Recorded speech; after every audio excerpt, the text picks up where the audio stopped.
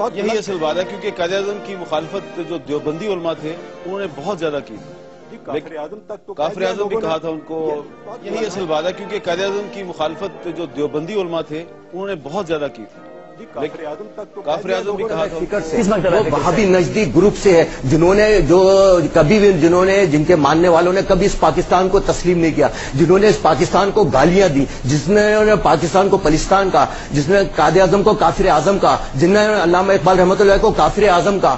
آج کتاب میں بند کا محاسبہ کیا جائے، جنہوں نے کہا تھا یہ پاکستان کو بھی دیکھیے نا، یہ شرکستان ہے، آپ یہ تو پیغام دیجیے پاکستان ہے یہ کفرستان ہے، بالکل ٹھیک ہے، جنہوں نے کہا یہ پاکستان ہے یہ شرکستان ہے، ان کا محاسبہ کیوں نہیں کیا؟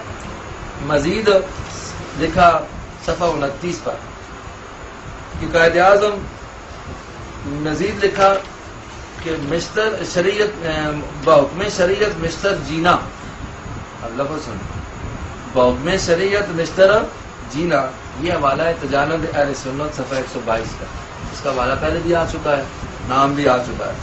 لکھتے ہیں بحکم شریعت مستر جینا یعنی محمد علی جناح اپنے ان عقائد کفریہ قطعیہ یقینیہ کی بنا پر قطعاً مرتد اور خارج از اسلام ہے۔ محمد علی جناح کو بھی معاف نہیں کیا کہ وہ قطعاً مرتد اور خارج از اسلام ہے۔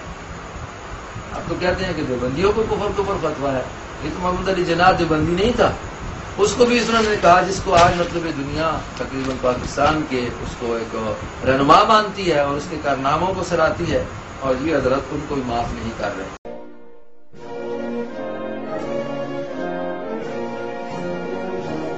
بہت بڑی تعداد اس وقت تحریک پاکستان کے قابلین کی احمدی تحریک سے متاثر ہوئی تھی ڈاکٹر، کیونکہ یہ عیسائیوں کو جواب دیتے تھے۔ تحریک پاکستان ہی نہیں، خود جو ہے مولانا ابوالکلام آزاد، مولانا ثناء اللہ امرتسری، اصل میں یہ ایک خاص دور تھا جب کہ اسلام کے خلاف ایک کو عیسائی متاثر تھے، یہ خود تھے غلام رسول مہر اور عبدالمجید سالک احمدی۔